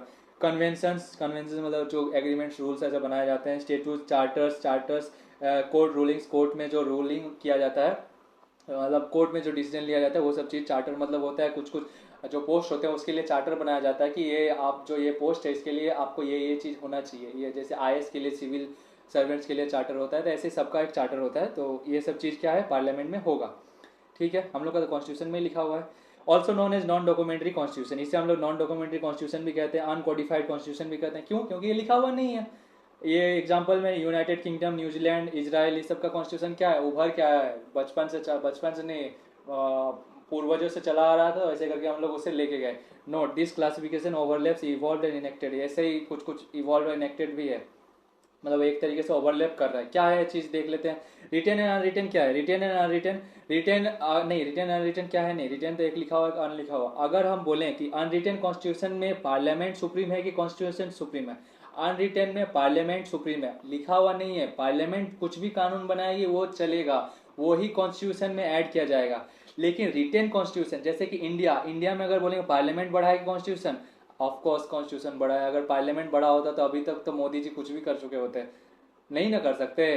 तो वही चीज है, पार्लियामेंट इसमें बड़ा नहीं है, इसमें कॉन्स्टिट्यूशन बड़ा है। कॉन्स्टिट्यूशन क्या है, कॉन्स्टिट्यूशन इसमें बड़ा है, इसमें कॉन्स्टिट्यूशन बड़ा है रिटेन में, और इसमें पार्लियामेंट बड़ा है यूके में। ठीक है, अब देखते हैं रिजिड वर्सेस फ्लेक्सिबल, इसे कैसे दिखा जाता है। इसे देखा जाता है अमेंडमेंट के अकॉर्डिंग। अमेंडमेंट अगर आप इजीली कर पा रहे हैं तो वो फ्लेक्सिबल है, अगर आप नहीं कर पा रहे, काफी ज्यादा हार्ड प्रोसेस है, तो वो रिजिड है। जैसे कि अमेरिका वाला काफी ज्यादा रिजिड है। फ्लेक्सिबल ये काफी ज्यादा ये कहाँ है, ये यूके में है, इंग्लैंड में है, ये काफी ज्यादा इजी है, यहाँ पे कुछ भी अमेंड करना काफी ज्यादा इजी है। तो स्टेबल कौन सा होगा, स्टेबल तो ऑफकोर्स रिजिड वाला होगा, और फ्लेक्सिबल कौन सा होगा, यूके वाला होगा। तो इसमें से कौन सा ज्यादा मतलब ये होगा, मतलब मतलब क्या बोले हैं कि जो मतलब लोग वैल्यू नहीं देगा, किसको नहीं देगा, फ्लेक्सिबल वाला को, ये क्या कॉन्स्टिट्यूशन बनाया, चेंज हो ही रहा है, चेंज हो ही रहा है, चेंज हो ही रहा है। रिजिड वाला को चेंज ही नहीं कर सकते, 3/4 लाओ तब जाके चेंज होगा, नहीं तो होगा ही नहीं। इंडिया कहाँ आता है, इंडिया आता है 1/2, ना तो ज्यादा रिजिड ना तो ज्यादा फ्लेक्सिबल। ठीक है, क्या क्या है लिखा हुआ देखते हैं। Can not be amended like ordinary laws, normal law को जैसे अमेंड किया जाता है वैसे आप ये नहीं कर सकते। Requires a special procedure for amendments, effective majority चाहिए। Clearly separates constitutional laws from ordinary laws, ordinary laws से ये से पूरा एकदम सेपरेट किया जाता है कॉन्स्टिट्यूशनल लॉज। कॉन्स्टिट्यूशनल लॉ को आप चेंज कर ही नहीं सकते। Example USA, Australia, Switzerland. Also called inelastic laws, inelastic मतलब इसे खींचा नहीं जा सकता। जैसे रबड़ इन इलास्टिक किसको बोलते हैं, रबड़ क्या होता है, इलास्टिक, इन इलास्टिक मतलब इसे खींचा नहीं जा सकता। फ्लेक्सिबल कॉन्स्टिट्यूशन, फ्लेक्सिबल में क्या क्या आ जाएगा, ये यूके वाला आ गया, न्यूजीलैंड आ गया। Can be amended like ordinary laws, normal law को जैसे अमेंड किया जाता है वैसे उसे भी अमेंड कर सकते हैं through the same legislative process. जैसा मतलब मान लो कि 33% है तो 33% में उसका अमेंड कर दिया। No sharp distinction between the constitution and ordinary laws, कोई भी ऐसा डिस्टिंक्शन रखा ही नहीं है कि कॉन्स्टिट्यूशन लॉ है तो उसको हम लोग थोड़ा हार्ड कर देंगे, वैसा नहीं है। लेकिन अमेरिका में ये चीज़ है, अमेरिका में कॉन्स्टिट्यूशन लॉ को अलग रखा गया है और ऑर्डिनरी लॉ को अलग रखा गया है। ऑर्डिनरी लॉ को आराम से आप कर सकते हैं, लेकिन कॉन्स्टिट्यूशन लॉ को आप नहीं कर सकते। ठीक है, कौन कौन है, UK, New Zealand, also called as elastic, आराम से जब चाहे तब मरोड़ दो, तोड़ दो, मरोड़ दो, जैसा चाहे वैसा कर दो, ऐसा कर दो, कोई दिक्कत नहीं है। इंडिया कॉन्स्टिट्यूशन क्या है, blend of both, partially rigid, partially flexible, making it a unique hybrid model. तो इंडिया का हाइब्रिड मॉडल है, मतलब आधा फ्लेक्सिबल है आधा रिगिड है, मतलब ठीक ठाक है। मेजोरिटी भी है लेकिन उतना भी नहीं है कि मतलब इसके जितना नहीं है, अमेरिका जितना नहीं है। आप देखते हैं federal and unitary. Federal and unitary क्या होता है, फेडरल का मतलब क्या, फेडरल का मतलब होता है डुअल गवर्नमेंट। डुअल गवर्नमेंट बोल के समझा रहे हैं, समझ चाहिए। डुअल गवर्नमेंट मतलब सेंटर पे एक गवर्नमेंट होगा, ये अपना काम करेगा। फिर फेडरल मतलब सारा स्टेट पे, सारा स्टेट का मतलब ये एक स्टेट हो गया, ये एक स्टेट, ये एक स्टेट, ये एक स्टेट, ऐसे करके कितना स्टेट होगा, इंडिया का बात करें तो 28 स्टेट, ऐसे करके स्टेट बना दिए। सबका अपना अपना गवर्नमेंट होगा, सबका अपना अपना लेजिस्लेटिव बॉडी होगा, सबका अपना अपना हाई कोर्ट होगा, सबका अपना अपना रूल्स बना सकता है। लेजिस्लेटर जो है सब अपना अपना रूल्स बना सकता है, सब अपना अपना जो पॉलिसीज है, स्कीम्स है वो निकाल सकता है। सेंटर का अपना रूल होगा, ये भी सब पे लगेगा, लेकिन इन लोग का अपना अपना रूल होगा। सबसे बेस्ट जो फेडरल है वो कहाँ का है, वो अमेरिका का है। इंडिया का है क्वासी फेडरल, क्यों, क्योंकि जो इमरजेंसी सिचुएशन आता है तो इमरजेंसी सिचुएशन में क्या करता है, ये सबका सारा स्टेट्स का पावर को छीन लिया जाता है। ठीक है, हो गया। और वो जो प्रेसिडेंट रूल लगता है तब भी छीन लिया जाता है। तो इसीलिए ये क्या हम लोग कहते हैं, फेडरल कहते हैं, ठीक है। और यूनिटरी में क्या है, सारा जो पावर होगा वो सेंटर के पास जाएगा। सेंटर जब चाहे स्टेट से पावर छीन सकता है, सेंटर जो बोलेगा स्टेट को वो वही करना होगा। तो ये है यूनिटरी। अभी अगर इंडिया में फेडरल टाइप का नहीं होता, नहीं तो फिर तब क्या लग रहा है कि वो जो ममता है वो बच पाती, ममता बनर्जी इतना कुछ करने के बाद भी नहीं बच पाती, उसका तक अभी तक वो स्वाहा हो जाती।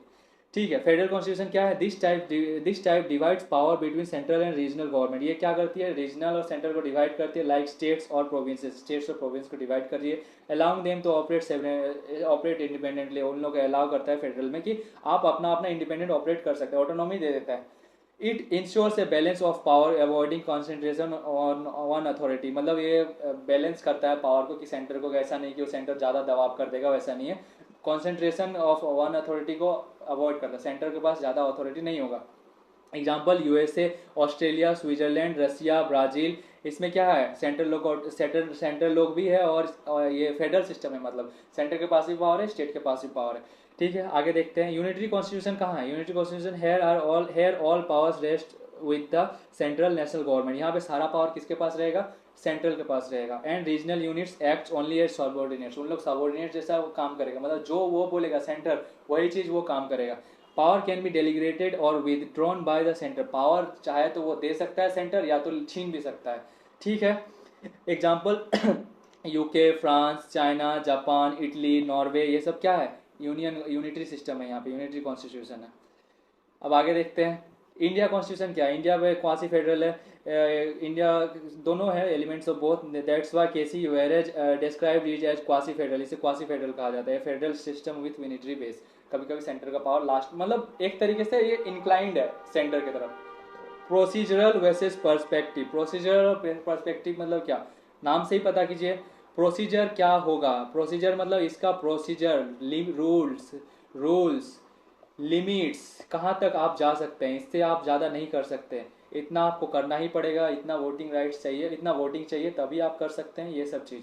पर्सपेक्टिव में आपको क्या काम करना है, क्या करना है, क्या करना है, डीपीएसपी, डीपीएसपी को करना है। क्या आपको अगर मैनिफेस्टो नहीं पता आप डीपीएसपी को कीजिए, बस मीनिंग यही है। चलिए अब देखते हैं क्या है, पढ़ के देखते हैं। Procedural constitution as explain by Elliot Bulmer, Elliot Bulmer ने ऐसे एक्सप्लेन किया है, this type layout the legal and political structures, ये लेआउट करता है क्या, ये बताता है कि ये लीगल और पॉलिटिकल स्ट्रक्चर्स के बारे में बताता है। डिफाइंस हाउ गवर्नमेंट ऑपरेट्स, ये बताता है गवर्नमेंट कैसे ऑपरेट होगा। And put legal limits, legal limits लगाता है कि वो इस चीज के बाद इससे ज्यादा नहीं कर सकती, ये इसको रूल ऑफ लॉ फॉलो करना ही होगा, लिमिट्स लगा देता है, और खुद से ये मोनार्की नहीं कर सकता। ठीक है, it aimed at protecting democratic process, ये क्या करता है, ये प्रोसेस, ये लिमिट क्यों लगा है, ताकि जो डेमोक्रेटिक प्रोसेस है वो रहे, वो डेमोक्रेसी है वो रहे। And fundamental human rights, fundamental human rights भी जो है ना वो प्रोटेक्ट रहे, वो ऐसा ना हो कि वो खत्म हो जाए, डिक्टेटरशिप ना आ जाए। Example of and followed in liberal democracy, liberal democracy कौन है, अमेरिका, इंडिया, ये सब क्या है, यहाँ पे ये सब डेमोक्रेसी को अच्छे से फॉलो किया जाता है। लिमिट्स लगाया जाता है। प्रेस्क्रिप्टिव कॉन्स्टिट्यूशन, ये क्या है, ये गवर्नमेंट क्या काम करेगा वो सब चीज बताया जाता है, क्या काम करेगा, डीपीएसपी का काम करो, तुम नहीं कुछ पता है डीपीएसपी का करो, और अगर अच्छे से पता है तो लाओ तुम अपना पॉलिसी स्कीम्स।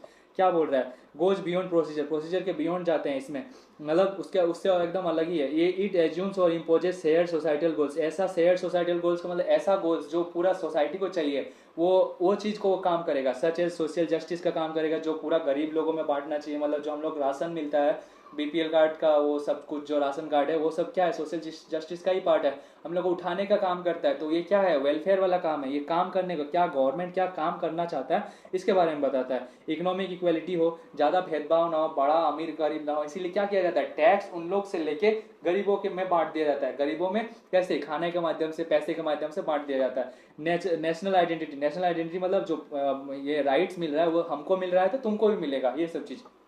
फिर क्या है, it reflects collective aspiration and instructs government to actively work towards these ideas. तो ये कलेक्टिव एस्पिरेशंस का मतलब ही होता है डीपीएसपी। ये क्या बोल रहा है कि आपको गवर्नमेंट को इंस्ट्रक्ट करता है कि आप एक्टिवली वर्क कीजिए, किसके ऊपर, दीज आइडियाज, किसके ऊपर, डीपीएसपी के ऊपर आप अच्छे से काम कीजिए, सोशल वेलफेयर प्रोजेक्ट्स पे आप काम कीजिए, सोशल जस्टिस पे आप काम कीजिए।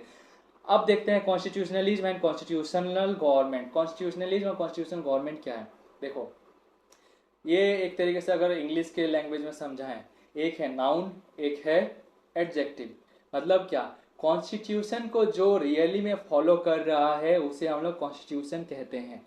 कॉन्स्टिट्यूशन कोई भी बना सकता है, कोई डिक्टेटर कंट्री भी बना सकता है, लेकिन वो फॉलो हो रहा है कि नहीं, उसमें लिमिट्स लगाया जा रहा है कि नहीं, उसमें रूल ऑफ लॉ फॉलो हो रहा है कि नहीं, ये सब चीज को क्या बोलते हैं? कॉन्स्टिट्यूशनलिज्म। मतलब जो कॉन्स्टिट्यूशनलिज्म है, वो जो उसका खून है, खून वो चीज उसमें फ्लो हो रहा है कि नहीं, या फिर बस नाम का कॉन्स्टिट्यूशन बनाया हुआ है। जैसे कि नॉर्थ कोरिया, नॉर्थ कोरिया में कॉन्स्टिट्यूशन है, लेकिन इसका मतलब ये नहीं कि वहां पे वो कॉन्स्टिट्यूशनलिज्म है। क्यों? क्योंकि वहां पे फॉलो नहीं होता है, वहां पे डिक्टेटरशिप चलता है। तो यही चीज इसमें कहा गया। जैसे कि चाइना, चाइना खुद को डेमोक्रेटिक बताता है, लेकिन वो उसमें एक तरीके से नहीं है, कॉन्स्टिट्यूशनलिज्म फॉलो नहीं होता है। तो चलिए देखते हैं क्या क्या लिखा हुआ है इसमें। मैंने साफ साफ बताया क्या है क्या नहीं है। नहीं नहीं पता चल रहा, आप पहले से 20 सेकंड 30 सेकंड आप पीछे जाइए, आपको पता चल जाएगा। दो ऑफन यूज, इन लोग को एक साथ यूज करते हैं कॉन्सेप्ट ऑफ कॉन्स्टिट्यूशन है कॉन्स्टिट्यूशनलिज्म, इन लोग, लेकिन फिर भी आइडेंटिकल नहीं है। Let us understand this powerful distinction. ये जो है दोनों टर्म सेम सेम लग रहा है, लेकिन क्या डिफरेंस है उसको हम लोग देखते हैं। एक कंट्री में भी कॉन्स्टिट्यूशन में हैव ए कॉन्स्टिट्यूशन, एक कंट्री के पास कॉन्स्टिट्यूशन हो सकता है बट नॉट ए कॉन्स्टिट्यूशनलिज्म। जैसे कि नॉर्थ कोरिया, नॉर्थ कोरिया के पास कॉन्स्टिट्यूशन हो सकता है, एक पेपर हो सकता है जिसमें पूरा कॉन्स्टिट्यूशन लिखा हो, लेकिन कॉन्स्टिट्यूशनलिज्म हो ये जरूरी नहीं है। वहां पे लिखा हुआ है कि आप ऐसे करके इलेक्शन होगा, ऐसा ऐसा सब कोई खड़ा होगा, लेकिन क्या दूसरा आदमी खड़ा होता है? नहीं होता है। तो कॉन्स्टिट्यूशन फॉलो हो रहा है? नहीं हो रहा है। Example, and in a dictatorship, even if there is a document called constitution, the ruler may act arbitrarily. वो अपने मन मर्जी से काम कर रहा है। So there is no real constitutionalism. उन लोगों में कोई रियल कॉन्स्टिट्यूशनलिज्म नहीं है। Constitutionalism is based on the belief that powers must be limited. Constitutionalism क्या होता है? ये एक बिलीफ है, भरोसा है कि जो पावर है वो लिमिटेड है। ऐसा नहीं है कि वो जो चाहे वो कर सकता है, तब तो वो मोनार्की हो जाएगा, तब तो वो डिक्टेटरशिप हो जाएगा। वो चीज नहीं है, उसमें एक लिमिट दिया गया है। लिमिट से अगर बाहर जाने का कोशिश करेंगे, आप जेल में जाएंगे, आपको गवर्नमेंट से निकाल दिया जाएगा, आपके ऊपर केस होगा। ठीक है, ये चीज हो गया।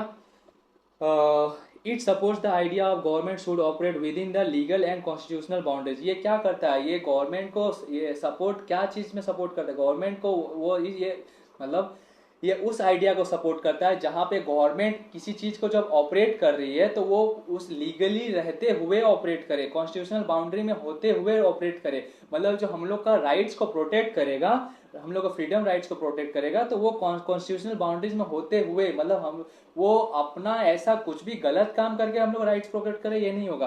प्रिवेंट टायरनी, प्रिवेंट टायरनी का मतलब लिमिट करते हैं। तो ये क्यों किया जाता है? ताकि वो जो डिक्टेटरशिप है, तानाशाही है, वो ना हो। उस चीज से बचने के लिए हम लोग ये किया जाता है, इस चीज से बचने के लिए कॉन्स्टिट्यूशनलिज्म का बात किया जाता है। It promotes a rule based system not a rule by wing. Rule based system का मतलब गवर्नमेंट जो है, चाहे वो मोदी जी हो या फिर कोई और गवर्नमेंट हो, वो क्या करेगा? रूल बेस्ड होगा। मतलब जो कॉन्स्टिट्यूशन में लिखा हुआ है उस हिसाब से ही वो काम करेगा, ना कि वो अपना मन मर्जी से किसी को चाहेगा तो निकाल देगा, किसी को नहीं चाहेगा तो नहीं निकालेगा। ऐसा नहीं है। जैसे कि अभी अगर रूल बेस्ड नहीं होता तो क्या वो अभी तक ममता जी रहती जिंदा? नहीं रहती, वो हमेशा के लिए हट चुकी होती, गायब ही हो चुकी होती। रूल बाय व्हीम, रूल बाय व्हीम नहीं होना चाहिए। मोदी जी खुद से रूल नहीं बना सकते, जो जो कॉन्स्टिट्यूशन में लिखा हुआ है उसी से रूल बना, उसी रूल को फॉलो करना होगा। बस हो गया, आगे बढ़ते हैं।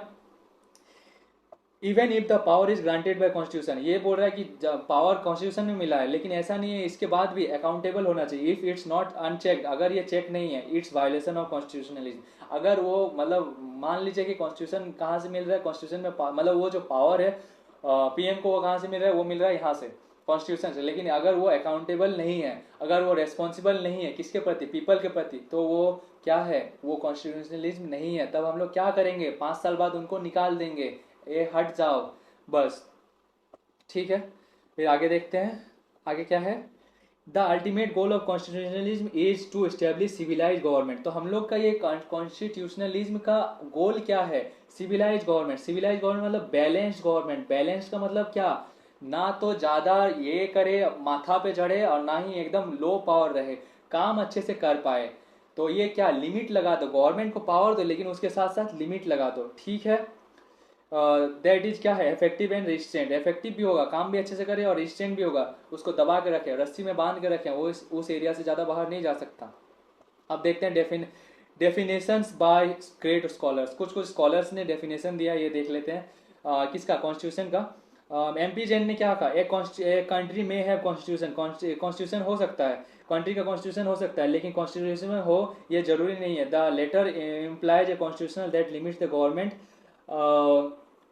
Governments power. सेकंड वाला जो है ये वही चीज बोल रहा है, ये कुछ नहीं है। कॉन्स्टिट्यूशन में बोल रहा है कि एक कंट्री में कॉन्स्टिट्यूशन हो सकता है, लेकिन कॉन्स्टिट्यूशन हो ये जरूरी नहीं है। और जो कॉन्स्टिट्यूशनलिज्म क्या करता है, ये कॉन्स्टिट्यूशन पे ये लिमिट लगाता है, लिमिटेड द गवर्नमेंट्स पावर। ये क्या करता है, द लेटर, ये जो कॉन्स्टिट्यूशनलिज्म है, limits the government's power, government के पावर को लिमिट करता है, मतलब रोकता है। ऐसा ना हो कि वो रूल ऑफ लॉ जो है वो हट जाए, रूल बाय लॉ हो जाए, मतलब रूल बाय लॉ नहीं, मतलब वो आर्बिट्रेरी रूल हो जाए, ये चीज नहीं होना चाहिए।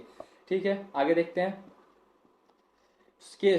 डॉक्टर सुभाष सी कश्यप ने कहा, only when the constitution places real limits on power. जब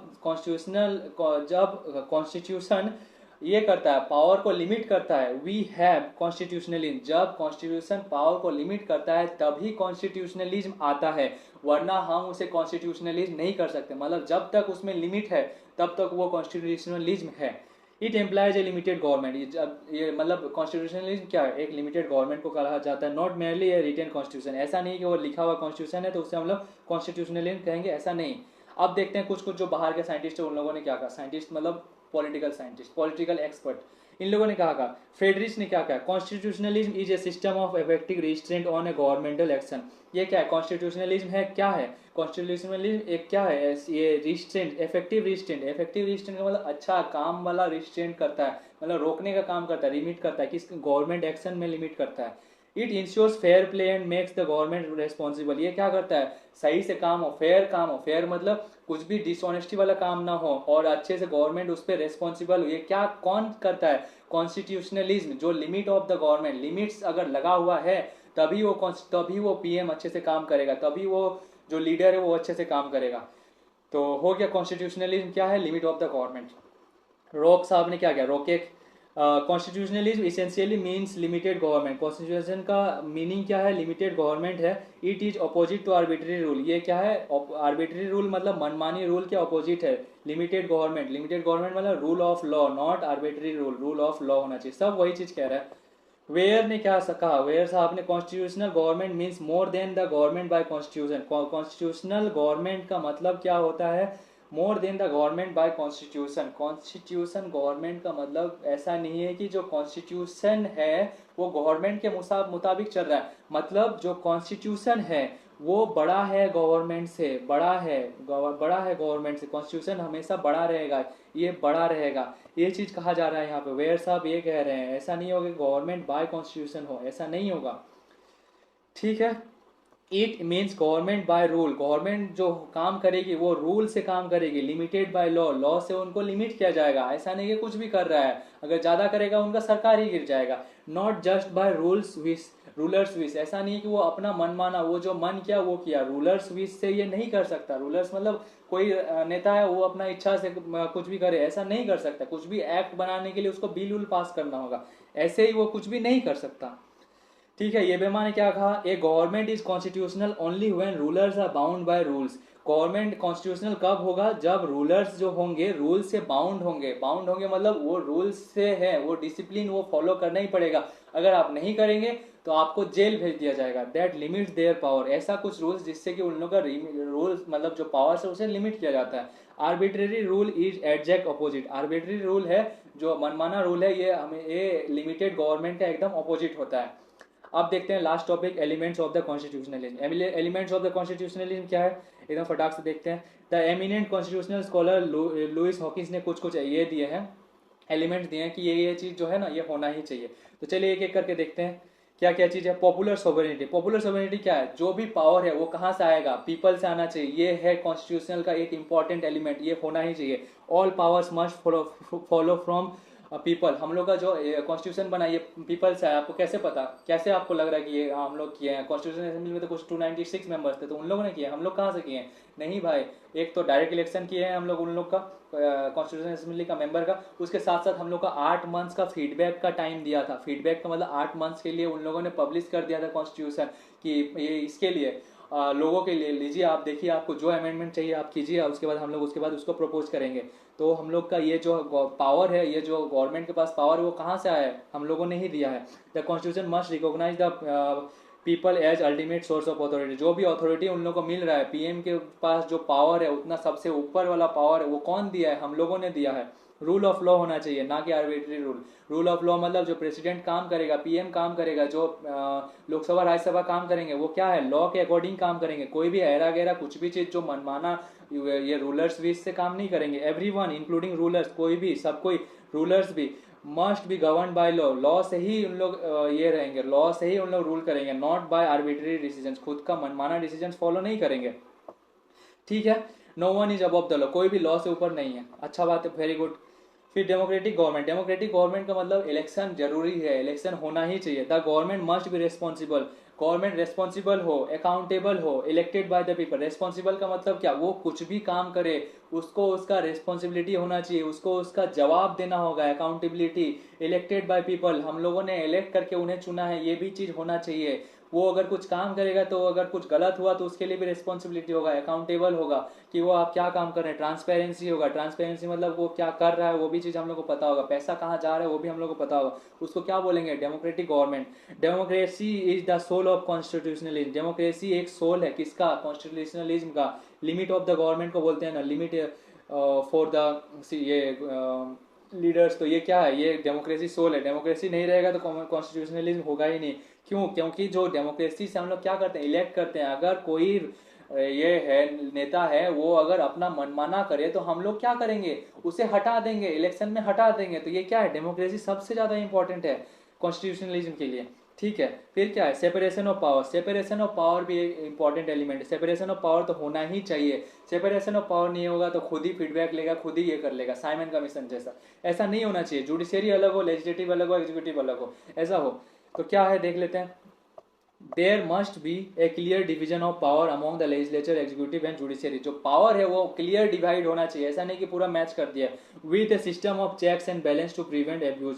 with a system of checks and balance, दोनों को बैलेंस भी करे। मतलब ऐसा नहीं कि इसको ज्यादा पावर देते इसको कम पावर दिया, और उसके साथ साथ अगर वो कुछ अगेंस्ट है, कुछ गलत कर रहा है, तो ये फिर उसका ऊपर ये कर सकता है, मतलब उसके खिलाफ जा सकता है। मतलब जुडिशियरी के पास पावर है, अगर लेजिस्लेटिव एग्जीक्यूटिव कुछ गलत काम करे तो उसको एक्शन ले सकता है। इतना चेक्स एंड बैलेंस भी होना चाहिए। और ये जुडिशियरी भी कुछ गलत करे तो उसको इम्पीच करने का पावर पार्लियामेंट में होना चाहिए है।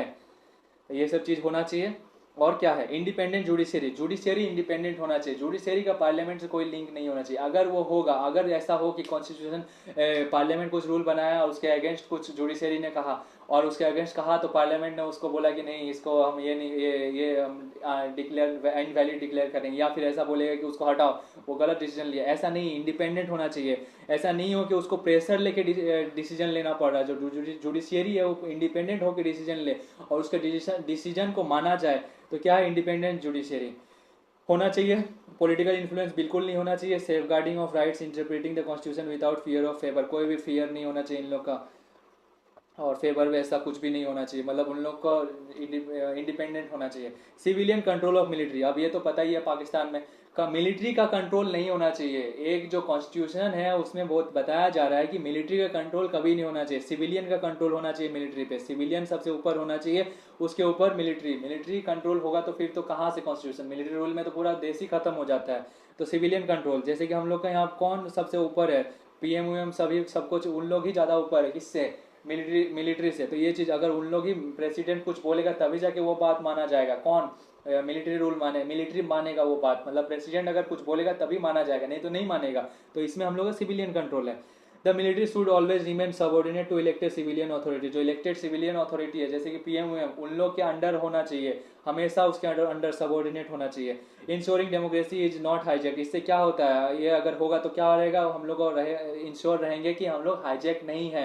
मिलिट्री रूल में क्या होता है? उन लोग ऐसा गन लेके पकड़ के खड़ा रहेगा तो कैसा फील होगा? वी आर हाईजैक, जैसे प्लेन में होता है। लो गवर्निंग पॉलिसिंग, लो गवर्निंग का मतलब ऐसा आप लोगों ने अभी के रिसेंट टाइम्स में काफ़ी ज़्यादा देखा होगा, जो जो पुलिस बन जाते हैं तो उन लोग क्या करते हैं, काफ़ी ज़्यादा ऐसे डिसीजंस लेते हैं, मतलब डिसीजंस नहीं लेते हैं, मतलब अपना रुतबा दिखाने के लिए बहुत ज़्यादा ज़्यादा काम करने लगते हैं, लेकिन असल में क्या है, वो लोग एक सर्वेंट हैं और कुछ नहीं है। हम लोग डरते क्यों हैं, हम लोग को लगता है कि वो लोग एफआईआर करेंगे, अरे भाई क्यों करेंगे, तो आजकल तो गूगल में सब कुछ का नंबर दिया हुआ है, तुम बड़े पोस्ट पे जाके, जो बड़े बड़े पोस्ट पे जो है डीएसपी है, फिर एसीपी है, उन लोग को कॉल करो ना, कुछ नहीं कर सकता कोई। फिर क्या है, police forces must act under the law, police forces को हमेशा लॉ के अंडर काम करना चाहिए, कुछ भी ऐसे भी अपने आप से कुछ काम करे ऐसा नहीं।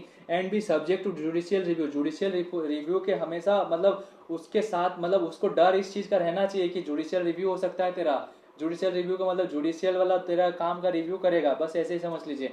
Not act as instrument of political repression, ऐसा काम ना करे कि वो बस पॉलिटिकल रिप्रेशन कर रहा है, मतलब कोई एक पॉलिटिकल मतलब कोई एक लीडर के साथ मिल के काम करे, लीडर जो बोल रहा है उस हिसाब से काम करे, ऐसा नहीं होना चाहिए। जबकि ऐसा होता है, क्यों, क्योंकि उन लोग का जो सस्पेंशन लेटर है वो पॉलिटिकल लीडर ही डिसाइड करते हैं, तो इसीलिए उन लोग को डर रहता है कि हम लोग का सस्पेंड हो सकते हैं, इसीलिए ये सब करते हैं। Respect for the individual rights, respect for the individual rights भी एक काफ़ी ज़्यादा इंपॉर्टेंट एलिमेंट्स है। ये मतलब क्या, हम लोग का फंडामेंटल राइट्स होना ही चाहिए, कॉन्स्टिट्यूशन में ही एडेड होना चाहिए। कॉन्स्टिट्यूशन किसे कहेंगे, a true constitutional state must protect fundamental human rights. एक अच्छा कॉन्स्टिट्यूशन में ये चीज हमेशा रहेगा, फंडामेंटल ह्यूमन राइट्स हमेशा रहेगा, फ्रीडम हमेशा रहेगा, लिबर्टीज जो है, ये जो आज़ादी है हमेशा रहेगा, इंश्योरिंग डिग्निटी फॉर ऑल, सबके लिए डिग्निटी रहेगा। ये सब चीज़ था, ख़त्म हो गया। काफ़ी ज़्यादा इजी चैप्टर था, काफ़ी ज़्यादा जल्दी ख़त्म हो गया। सो थैंक यू, अगर आपको अच्छा लगा है तो लाइक शेयर सब्सक्राइब जरूर करें, और कैसा लगा मुझे ज़रूर बताएं, कमेंट बताएं, कुछ गलती होगा तो मेरे को ज़रूर बताएं, और थैंक यू।